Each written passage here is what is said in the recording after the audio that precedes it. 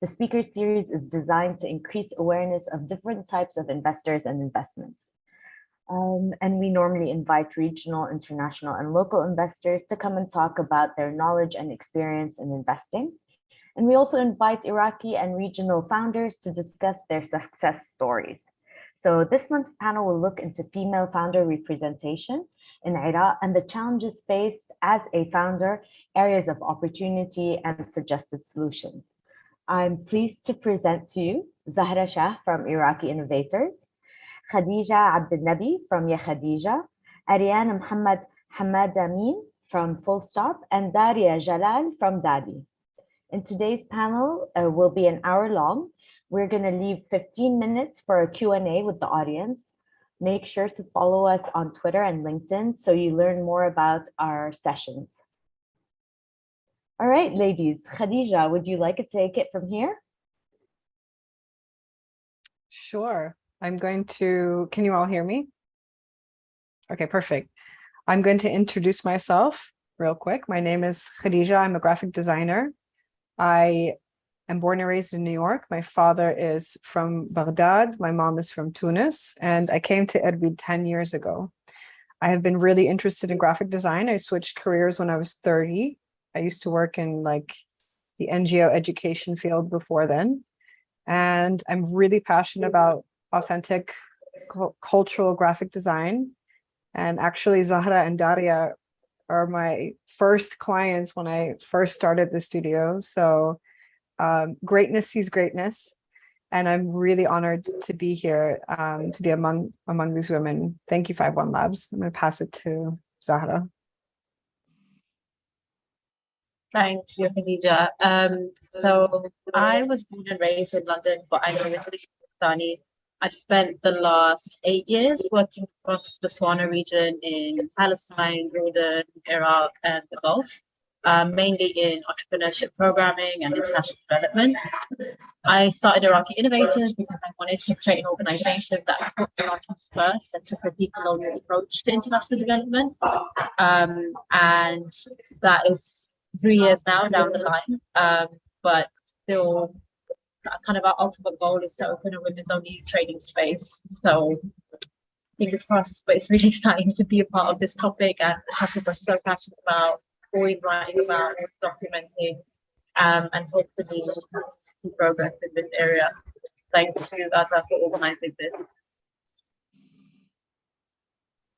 Thank you for attending.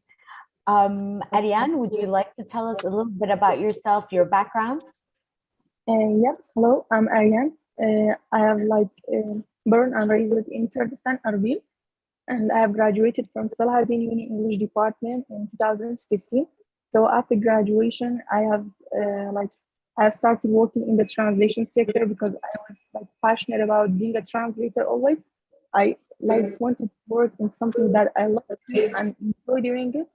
So after 2 years of working as a freelance translator, I have got my official ID from the Ministry of Justice as a sworn translator.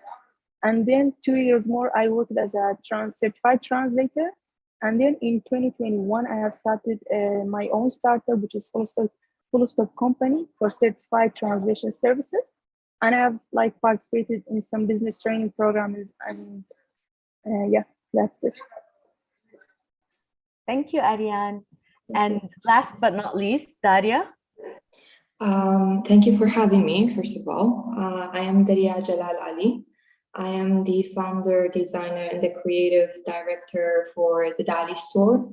I am born and bred in Slemani City.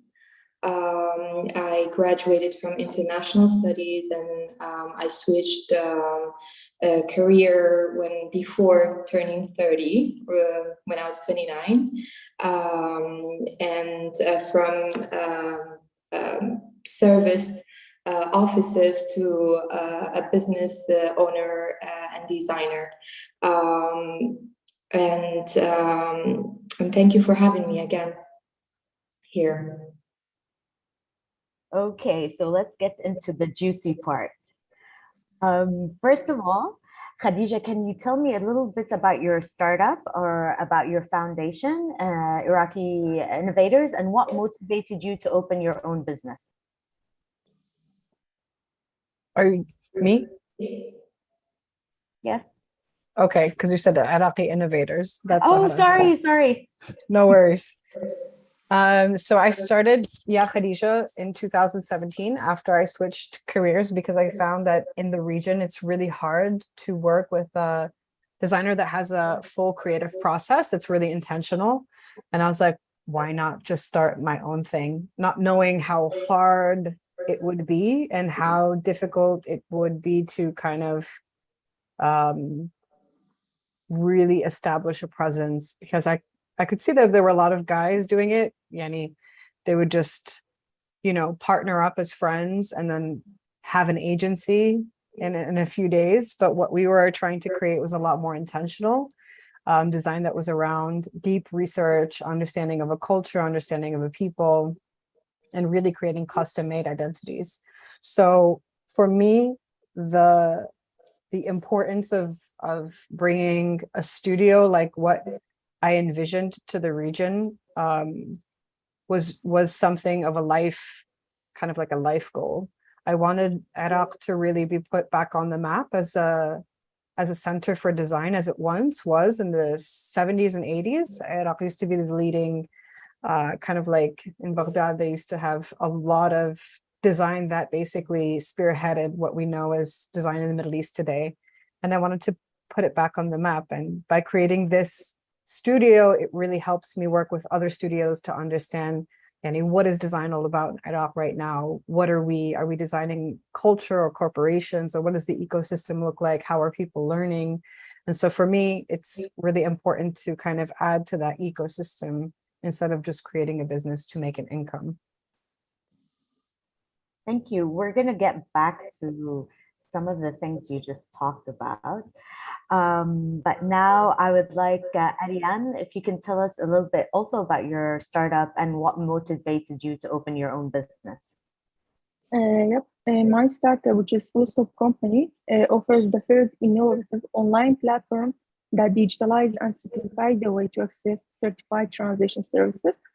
So, like customers can access certified translation services in less than 3 minutes, rather than the old-fashioned way, which they were like obliged to go for offices and offline bazaar. And they can access our website to get benefit from like our offers and bundles. So what motivated me was that when I was working in the translation sector, like since I'm like a natural born leader, and I got inspired to start my own business, and I felt the gap and realized the gap that exists in the market. So I just said, why not doing something innovative? And because I'm passionate about doing like new things and having an impact on the community. So I have started working on my startup in 2021 by participating in the tech incubator from Fiverr Labs, and then I got improved and developed the business until today. Yeah. Thank you, Aryan. Daria, can you also tell us a little bit about your startup and your motivations for opening your own business? The Dali Store originally started as Dali Designs. And we started as a local jewelry brand, handmade jewelry brand. And now in 2021, the Dali Store is a Kurdish brand registered and operated in Luxembourg.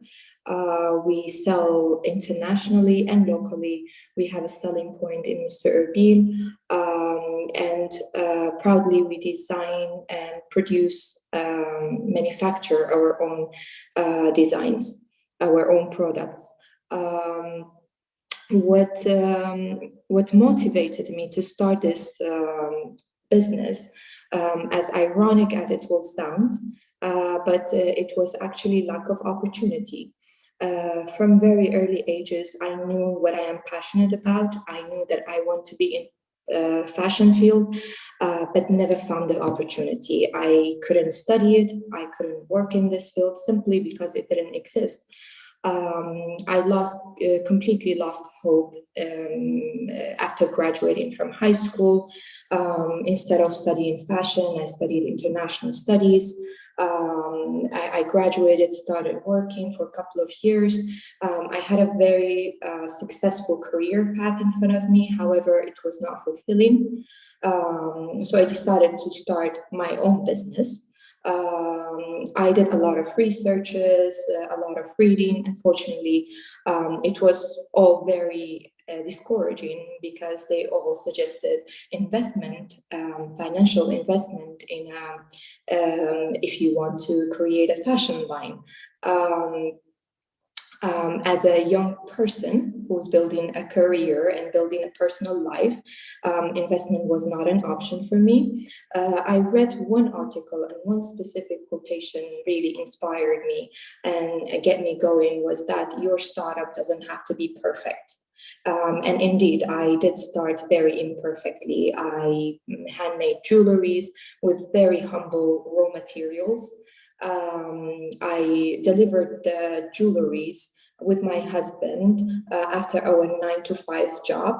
And I am so glad that I did that, even if it was imperfect. This imperfection start led me to now. It led me to bring my vision to life, actually design what I envisioned and manufacture it and produce our own product. So what I'm just trying to say is simply lack of opportunity where I come from motivated me, was my biggest motivation to start a business.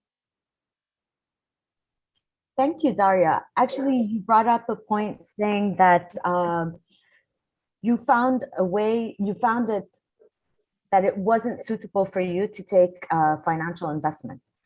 And there's a lot of entrepreneurs who probably want to take a similar path to yours and not necessarily take financing or funding from an institutional fund. So can you tell me, how did you do it? What did you do? Was it your own personal money? Was it friends and family? Can you just take me a little bit, tell me about that?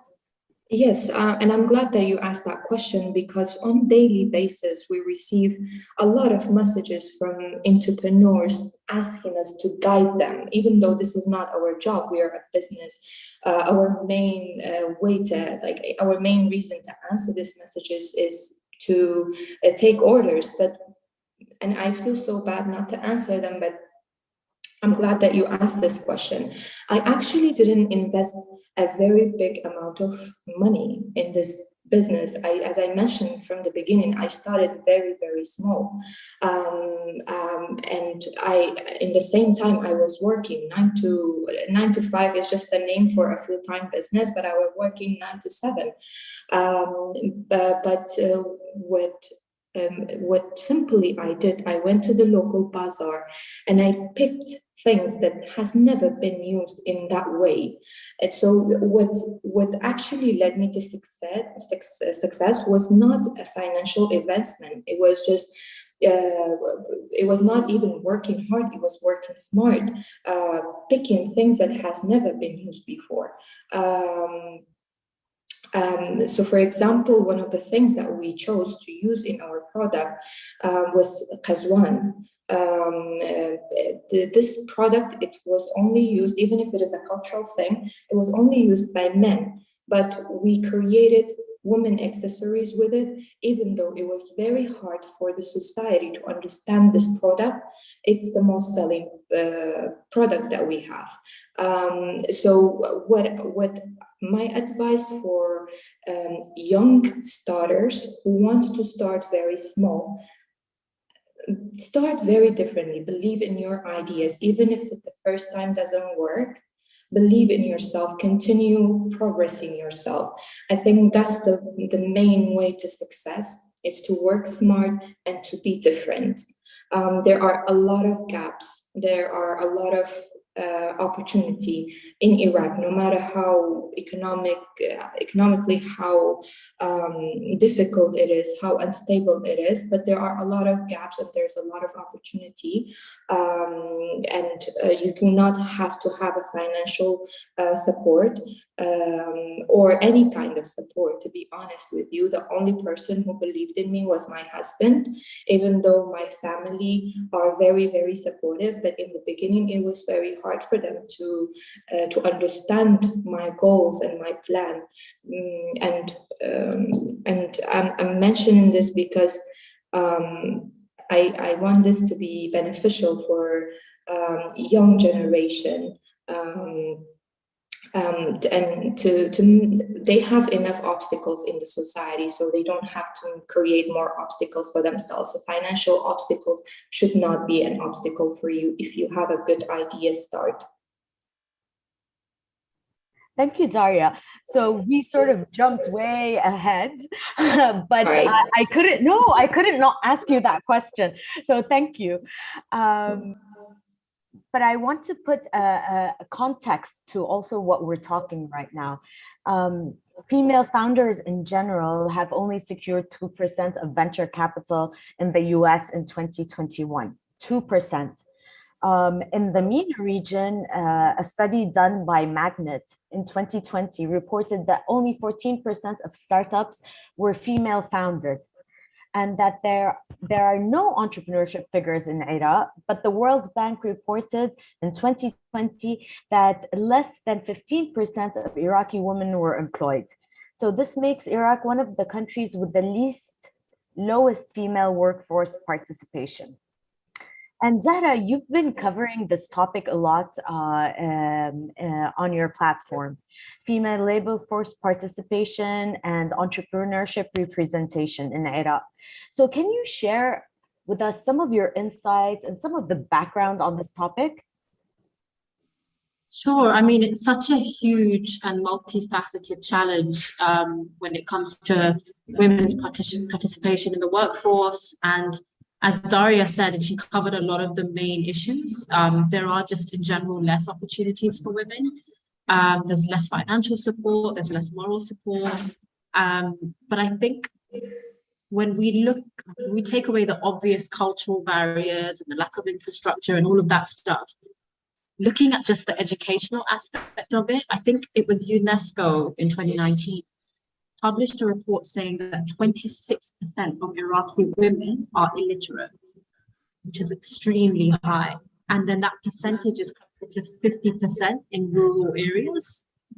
So before we talk about the workforce and entrepreneurship, we actually need to tackle the root causes if we want to increase women's participation in these areas. How can we encourage literacy? And then how can we encourage digital literacy? Because these are two areas that are really lacking.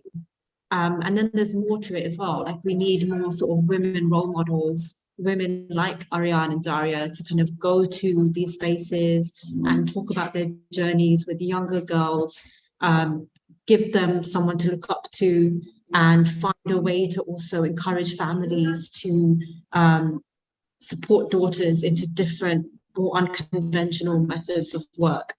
So there is so much that can be done and that needs to be done.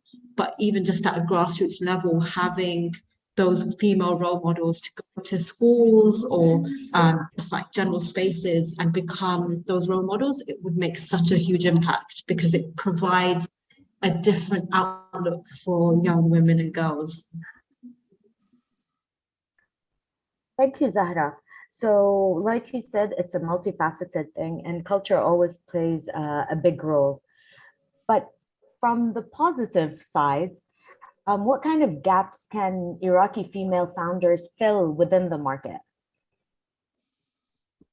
Where to start? There's so many gaps when it comes to even just services for women that can sometimes be challenging and solutions that are needed. Lady-Go was a great example of this in Baghdad. They were solving the biggest problem of safety and security for women using taxis. And they were able to provide women with a safe taxi option whilst also providing jobs to women as captains. So female founders are in such a unique and prime position to create solutions for women-only problems. Another example is just like, how safe do you feel walking alone at home, walking alone at night, going home or going wherever? there could be an app to track your location and share it with your family. I mean, there's so many options there, but women are really in the best place to create those solutions that are not just unique to Iraq or Kurdistan, but issues that are faced by women all over the world. So really like scalable solutions are very a huge opportunity there. But I think it's just that we need to encourage also confidence in women to take that leap. And even if it fails, it's okay. So Zahra just touched upon digital literacy.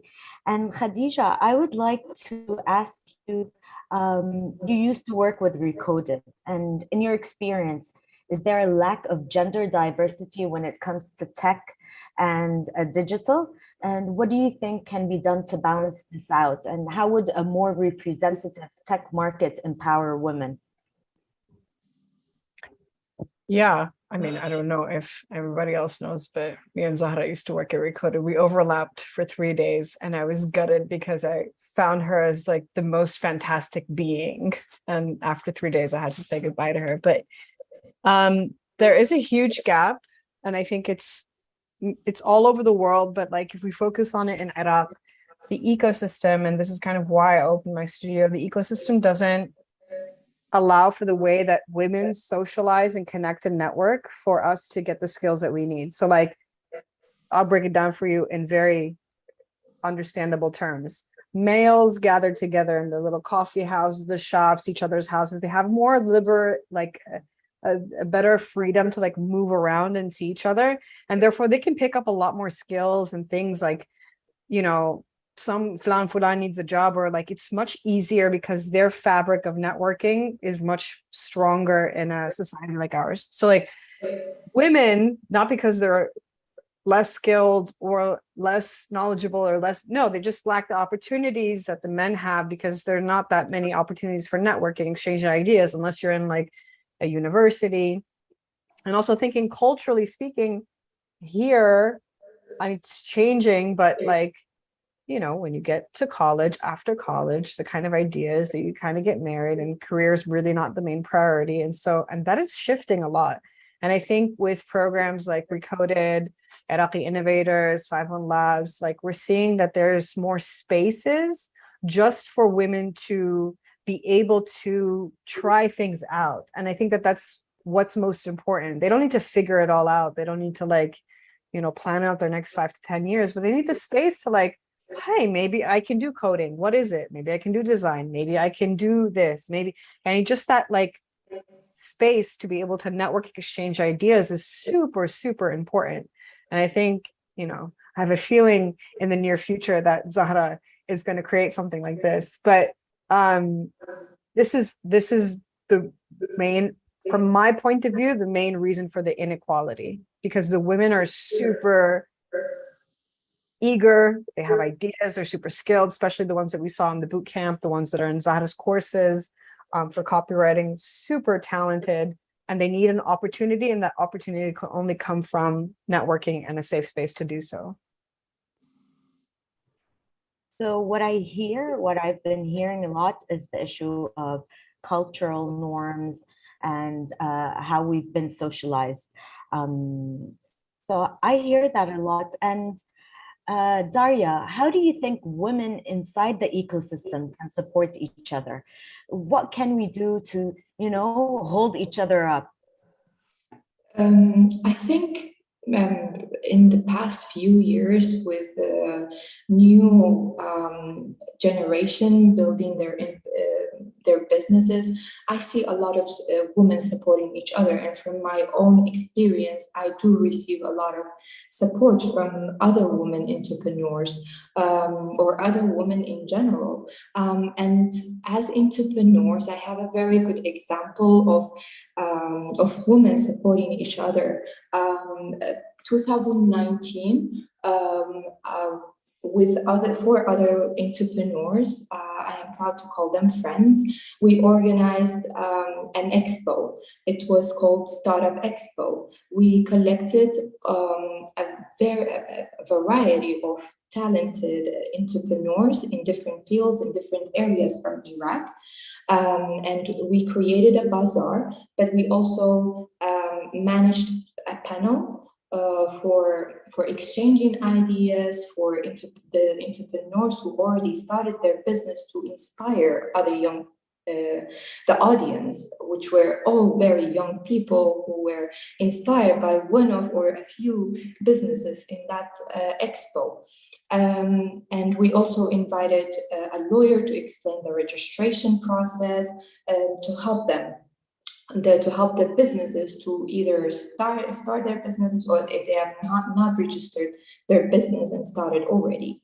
But beside all this success, there was a lot of obstacles, there was a lot of challenge to find fund, to find a venue, to pay for the venue. We actually had to, the last minute, we had to change the venue time, the event time and the date because of a governmental event.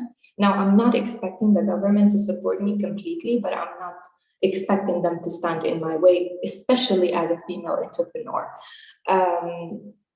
So there are women who are supporting each other, even though I don't think we have created that environment completely. We know each other mostly on social media, or the entrepreneurs are friends, so it's not a regular interaction.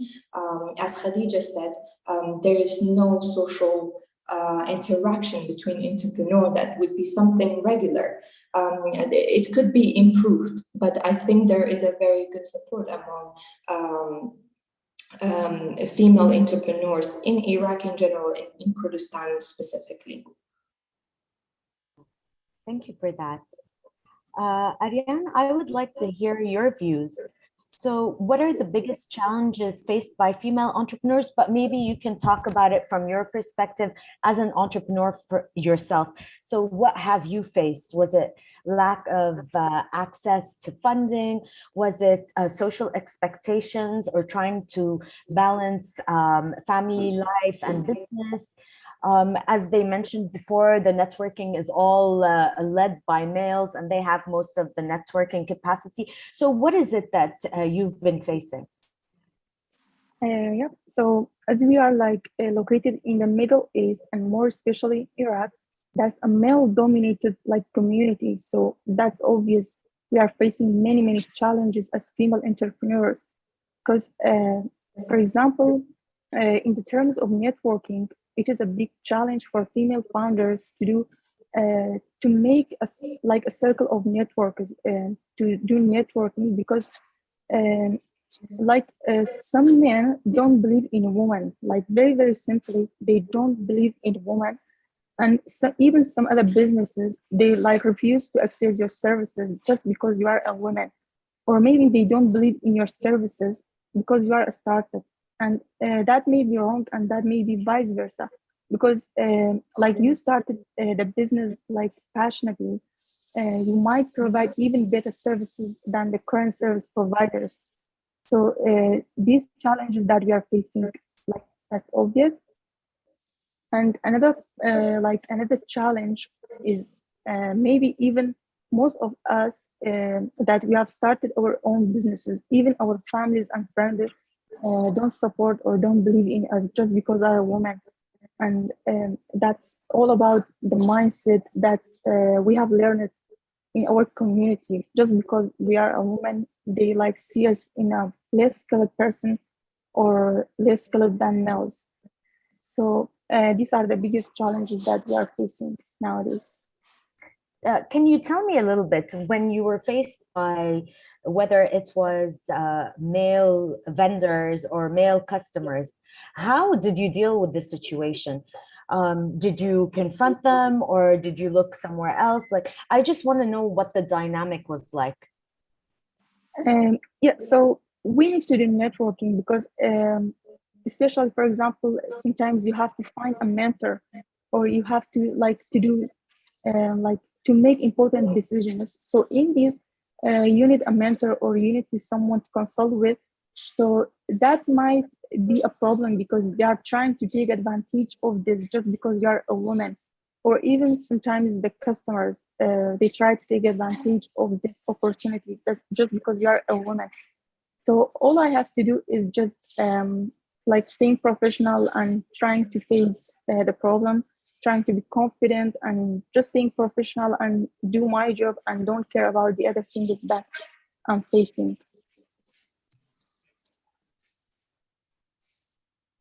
Sorry, and how did you deal with your family and your friends' resistance to the idea of a startup? What were they resisting? Is it because you should just get a regular 9-to-5 job, or is it because you need to stay at home and maybe follow a traditional life of getting married, having a kid right now? So what kind of resistance was it, and how did you deal? To be honest, personally, my family and friends, they don't resist. They neither resist and neither, nor support. So that's normal. I'm free, whatever that I'm doing it. But in our community, that all we have been understood like this, we have to go with the flow. We have to like go with the community. Whatever they are doing it, we have to do the same. But that's not correct. We have to follow our passion and our dreams. So instead of just going with the flow, we have to do whatever that we are enjoy doing it. So we have to be confident and try. That's the only solution that we can have it. Just keep trying and be confident. Thank you, Aryan. Zahra, I'd like to hear your thoughts of how do you feel that the Iraqi entrepreneurship scene has matured over the years in terms of offering female founders support and opportunities. From your experience, what have you seen happening? There's definitely, I mean, the ecosystem in general has grown so much in the last 5 years. When it comes to female founders specifically, there are more programs in place. 51 Labs has one. There's a couple of others. But there's still a long way to go. I mean, this is a 40 million plus population. There's plenty of room for more of these type of programs, more support. It would be really cool to see more women-focused programs in terms of not just training, but funding, also space. As Khadija was saying, that's such a crucial element that's kind of the missing block. But also taking a very tailored approach based on the city and the locale that you're operating in, because, you know, maybe a woman in Najaf wouldn't be treated the same as a woman in Erbil. There are different limitations that each face. So having that localized approach is still missing. But there is, you know, if I compare what's been happening in the last few years, there is growth year on year. But we still need a lot more funding and a lot more support in this area. And there's a lot of roles that each sector can play in this. So as I was mentioning earlier about having role models go into schools and talking to young girls, I mean, the academic institution take more of a lead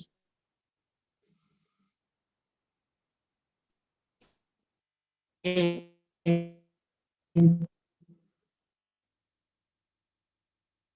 Aryan and Daria to come to these spaces and speak.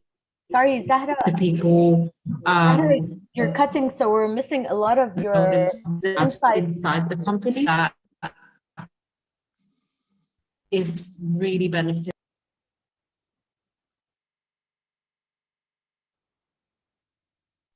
Hi, Zahra. Sorry, am I back? Yeah, you're back. We missed a lot of your insights. So the last thing I think I heard was saying how academia and education can support, but then after that, Zahra is gone. Okay, I'm here. I've just switched off my video, so that should hopefully improve the connection. Okay, great. So yeah, academia, as in, you know, invite these role models into the schools, into universities to speak and plant those seeds at a young age. Then if we look at the private sector, there are a lot of initiatives in some of the startups and companies where they have like women-focused initiatives and programs and employability figures that they want to reach, KPIs that they want to reach. But we need to this a lot more, and the social media aspect of promoting this, I feel, really helps. We've seen like Miss Wag and Zayn do this online, and I think that's a really good way to inspire other companies to do the same. But again, still a long way to go. And then if you look at like on a policy level, there are some policies in place to protect women in the workplace, and provide maternity leave and all of these things. But whether they're actually followed is an entirely changes their accountability, and the rule of law is followed. Policy changes might not do anything, but I think from a private sector perspective, they could actually do a lot more in setting a trend, in terms of setting policies that are supportive of women to join the workforce and to start their own businesses. I think one really good example is in the UAE. They're allowing 1 year leave for employees to start their own business. And so they get paid for that 1 year, and they're encouraged to start their own companies and hire people, etc. Something like that just from private sector would be amazing. There's always this discussion whether these kinds of initiatives and policies should be public sector led or private sector led. And usually the private sector is probably 2 steps forward. So definitely the companies are more international, and they know what's happening in other markets. So it's easier for them to get these ideas and start implementing them.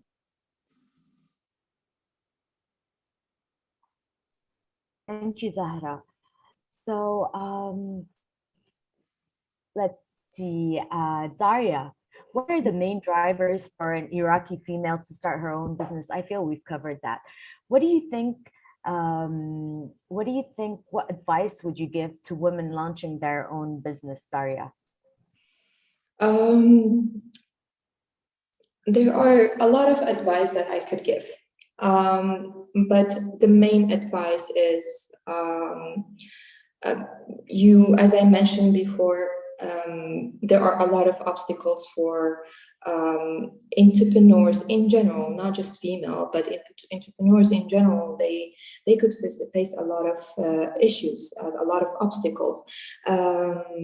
But as a person, I think you have to believe in your ideas. Your idea has to be original, and start implementing it, even if it is not perfect, even if it is not according to the book. You can do it in a conventional way, and consistency. I think it's the key. Keep consistent, keep going,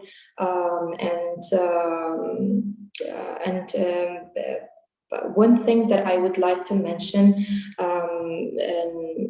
is that for us female entrepreneurs in Iraq and in Kurdistan, we do not have a specific role model who built their businesses from scratch and grew it. So I think that's the main thing that we face, is that we do not have a clear process. We do not have a clear footstep to follow, and that's I always think about that, and that doesn't exist because of the social stigma that we have.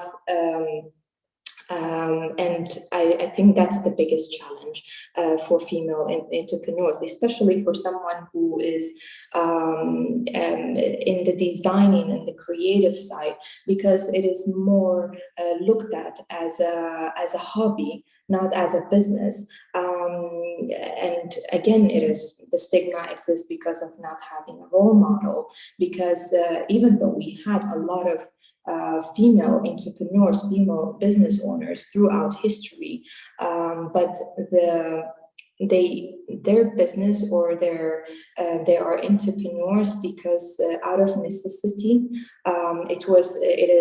The businesses that they built, it's more of a temporarily macroeconomic gain. It's not the business is not built to continue to grow and to depend on it, and that's why we do not have a female role model to follow. And I hope we, as the young entrepreneur, we would be the footstep that we would create a clear footstep for the younger generation, so they would not face the same challenge that we are facing.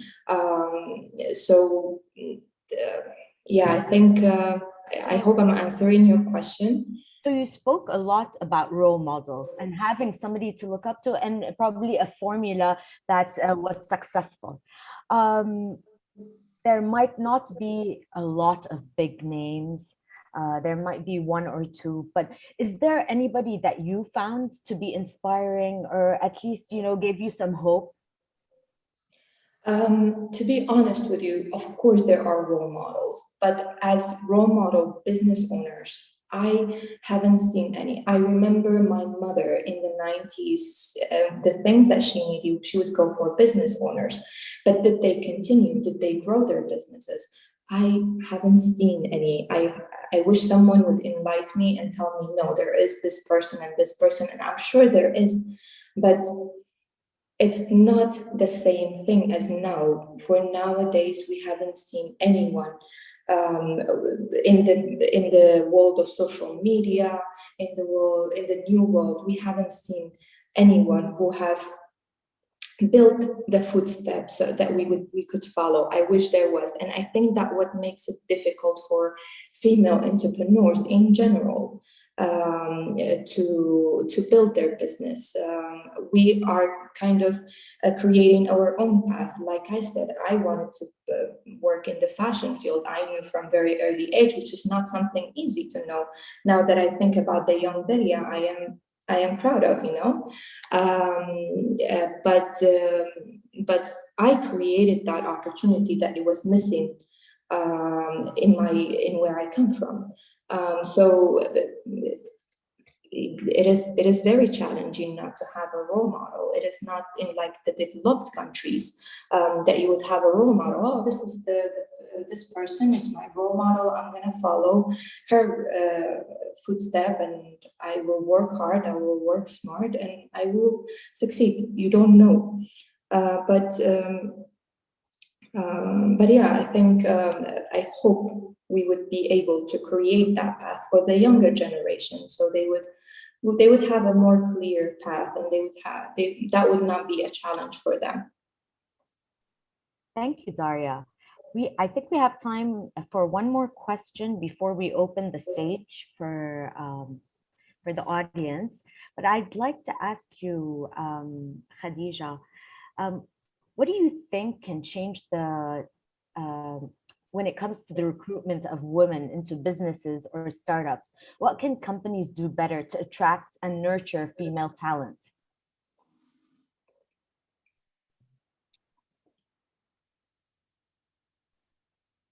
So there's so many things like Zahra was saying, but I think first and foremost, it starts with the females ourselves.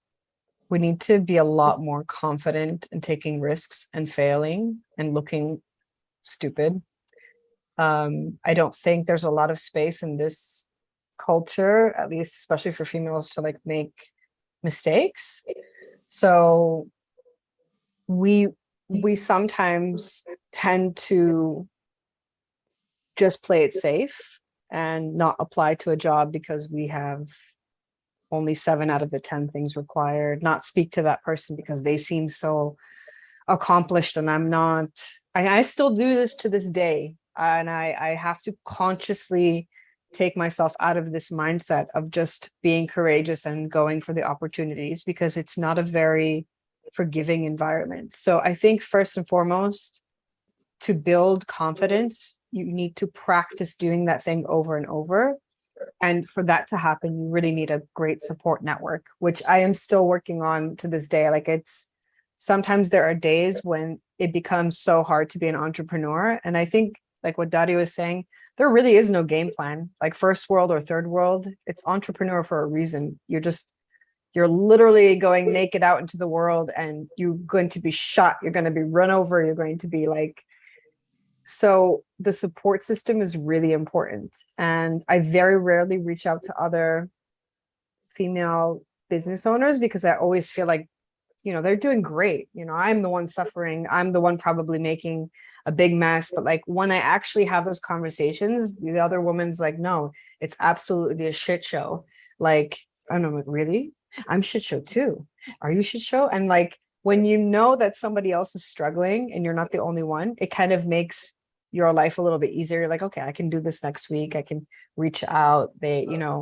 I think for females, what is our biggest skill is our ability to communicate and collaborate. And I truly believe that in the depths of my heart. It's not just gender. I think it's just a general energy. But we have to lean into that. So we do things differently than, let's say, a masculine energy would.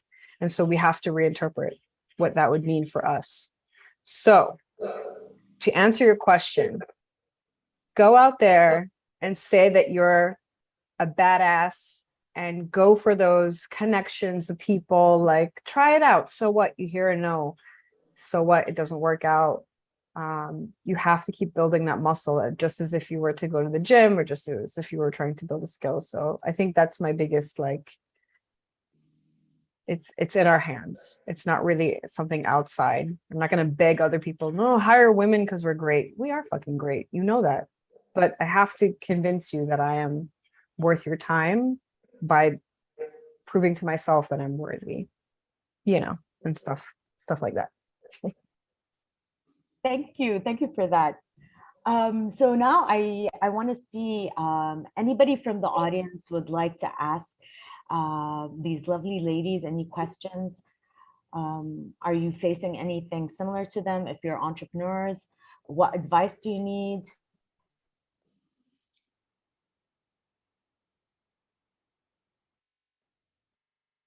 You can just type it in the Q&A box, or if you want in the chat box, type your questions. And also, if we have any live questions from Facebook, please share them with us.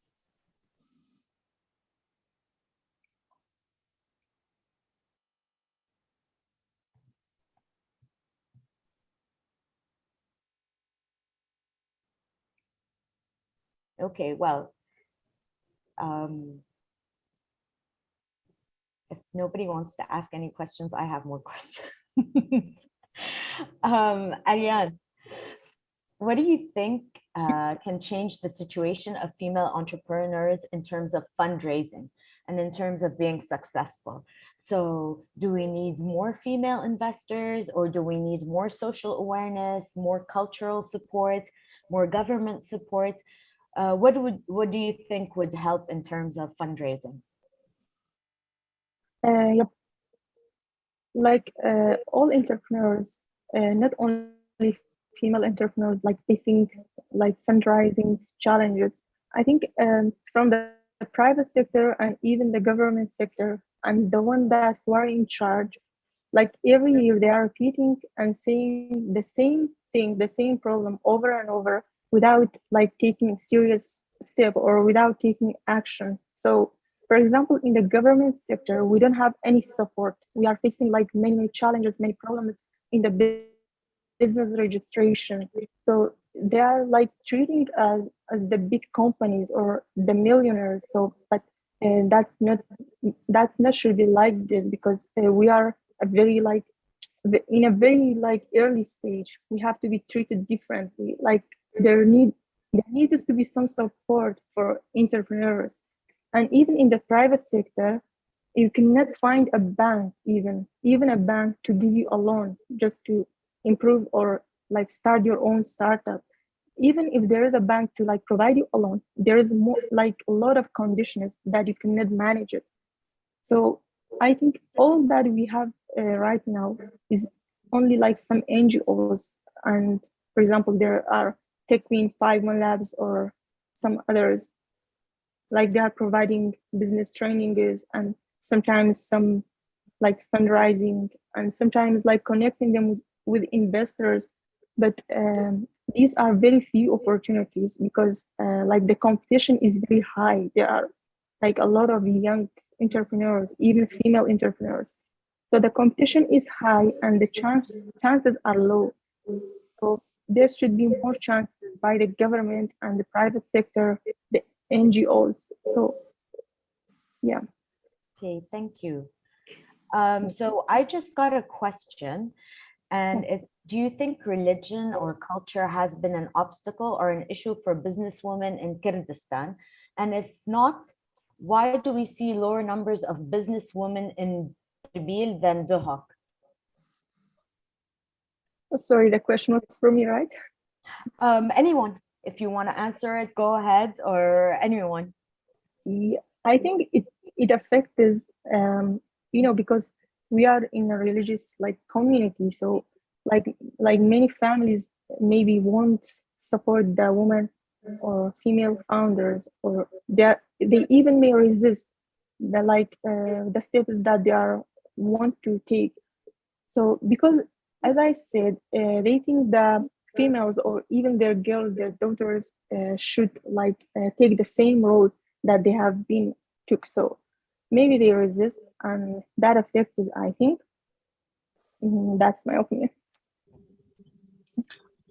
I think, okay. Yeah, ahead, please Dadi. go ahead, Zahra. Yeah, I think definitely not just the religion is cultural, because religion does affect the culture as well, right?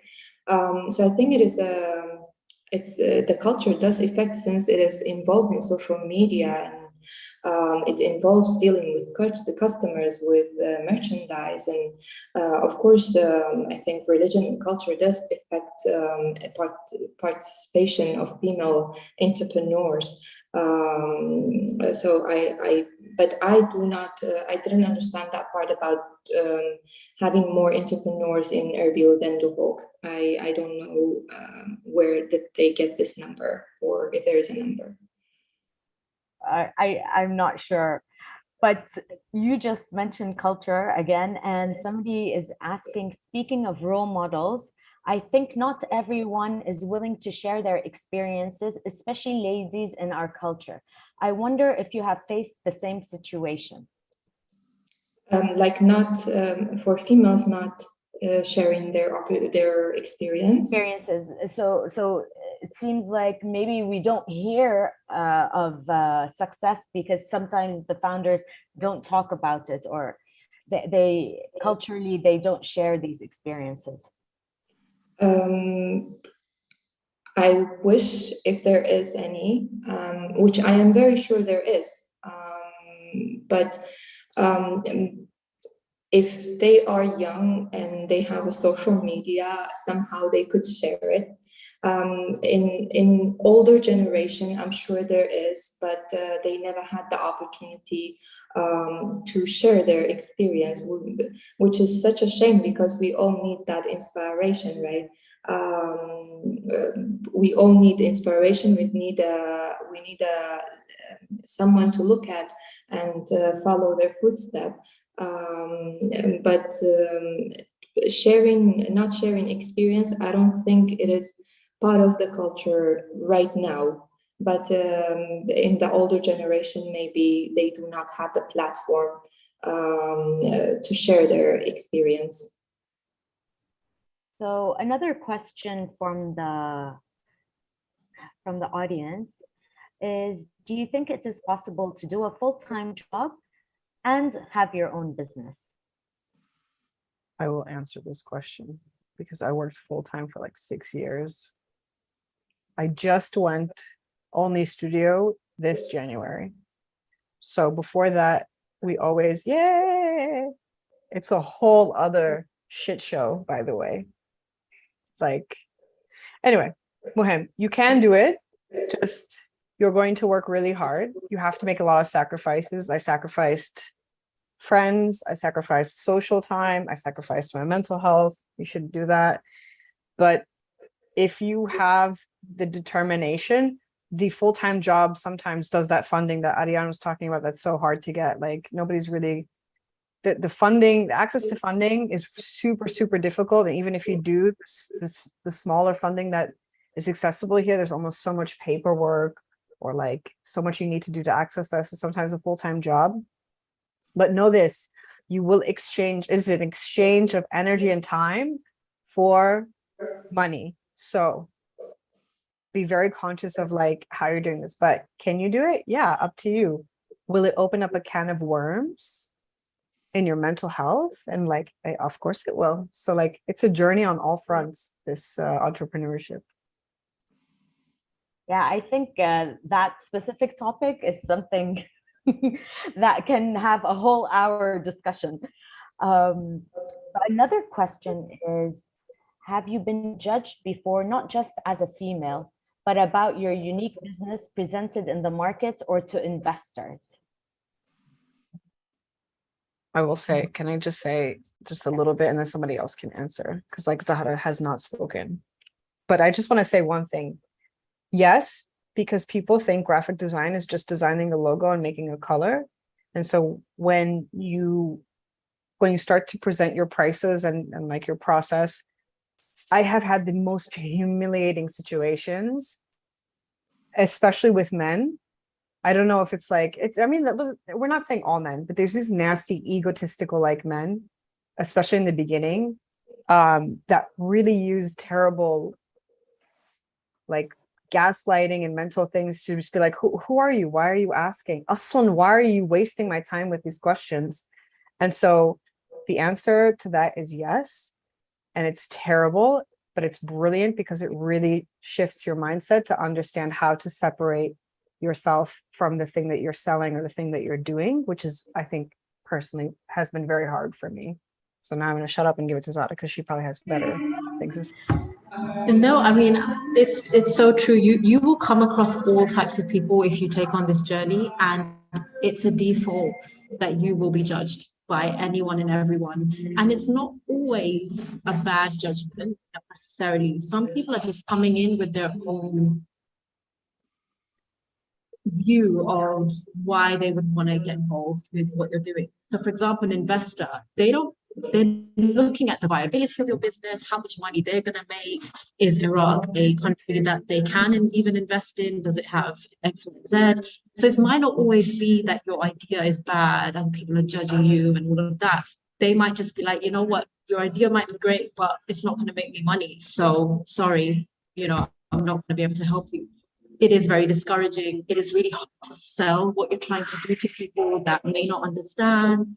I've been there. I'm still being there. I'm still there.